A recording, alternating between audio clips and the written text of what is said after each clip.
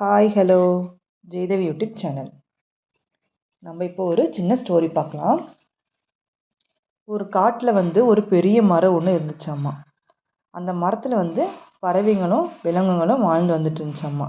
அங்கே ஒரு கரடி இருந்துச்சாம்மா. அந்த கரடி என்ன பண்ணுமாம்மா, ரொம்ப சேட்டை செஞ்சுட்டு இருக்குமாம்மா. அது என்ன பண்ணுன்னு பார்த்தீங்கன்னா, அது போய் பறவைங்களோட கூட்டையெல்லாம் போய் எட்டி எட்டி பார்த்துட்டே இருக்குமாம்மா. அது சின்ன சின்ன குஞ்சுகளெல்லாம் போட்டு வச்சுருந்துச்சுன்னா பறவைங்க, அது சின்ன குஞ்சுங்க அப்படின்னு சொல்லி கூட பார்க்காம அந்த குஞ்சுங்களை என்ன பண்ணுமாம்மா, தூக்கி வீசிடுமாம்மா.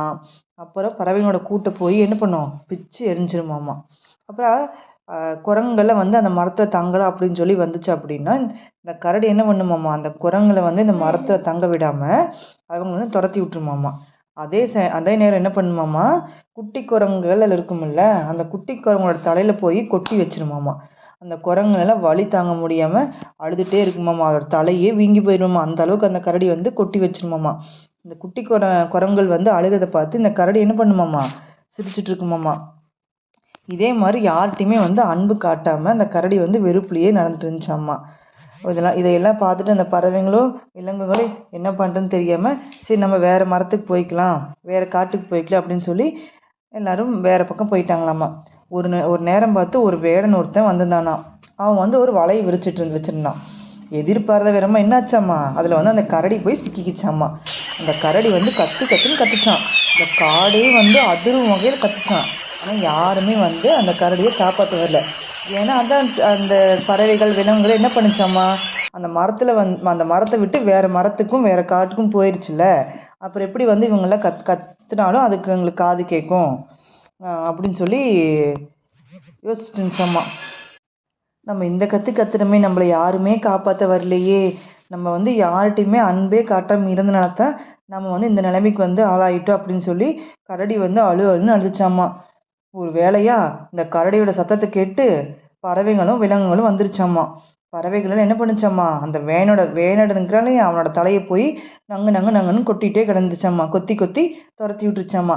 குரங்குகளை என்ன பண்ணுச்சாம்மா, அந்த வலையை பிச்சுட்டு அந்த கரடியை காப்பாற்றிருச்சுங்களாம்மா. அப்போ இருந்தே என்ன பண்ணுச்சாம்மா, கரடி எல்லாத்துட்டையும் பாசமாக இருக்கலாம், அன்பாக இருக்கலாம் அப்படின்னு சொல்லி முடிவு செஞ்சிருச்சாம்மா.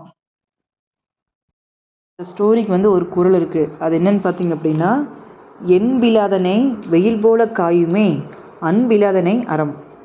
இதுக்கு விளக்கம் பார்க்கலாமா? எலும்பில்லாதனை வெயில் போல காயுமே. எலும்பில்லாத உயிரை வெயில் காய்த்து வருந்து அப்படிங்கிறாங்க. எலும்பில்லாத உயிர்னு என்ன? நம்மளுக்குலாம் எலும்பு இருக்குது. எலும்பில்லாத உயிர் அப்படின்னு பார்த்தீங்கன்னா, அந்த சின்ன சின்ன பூச்சிகள்லாம் இருக்கும் இல்லையா தரையில், அதுதான் எலும்பில்லாத உயிர். நம்மளுக்கே வெறுங்காலில் நடந்து போகும்போது வெயிலோட சூட்டு தாங்க முடியும், நம்மளே ஹா ஊ அப்படின்ட்டு போவோம். ஆனால் அந்த பூச்சிங்கள்லாம் இந்த பூச்சிங்களுக்கு எவ்வளோ வலி இருக்கும், ஆனால் அவங்களுக்கு எலும்பு இல்லை, அந்த உடம்பு மட்டும்தான் இது இருக்கும். ஆனால் அதுங்களுக்கு என்னது இல்லை, எலும்பு இல்லை. நம்மளுக்கே சூடாக இருக்கும்போது அப்போ அந்த பூச்சிங்களுக்கு எவ்வளோ கஷ்டமாக இருக்கும். அதுதான் எலும்பில்லாத உயிரை வெயிலில் காய்ந்து வருந்தும். அதே மாதிரி தான் அன்பு இல்லாதவங்களை அறம் மறுத்தம் அப்படிங்கிறாங்க. அன்பு இல்லாத உயிர்களை அறம் மறுத்தம் அப்படிங்கிறாங்க. ஒருத்தவங்களுக்கு இன்னொருத்தவங்களுக்கு அன்பு காட்டவே முடியல அப்படின்னா அவங்களுக்கு கடைசியில் என்ன, நம்மளுக்கு கஷ்டம்தான் வருமே தவிர வேறு எதுவும் கிடைக்காது.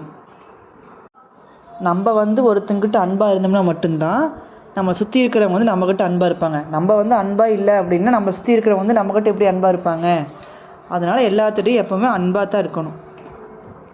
இந்த வீடியோ உங்களுக்கு பிடிச்சிருந்துச்சுன்னா லைக் பண்ணுங்கள். This video is sponsored by Buy Motto eShopping.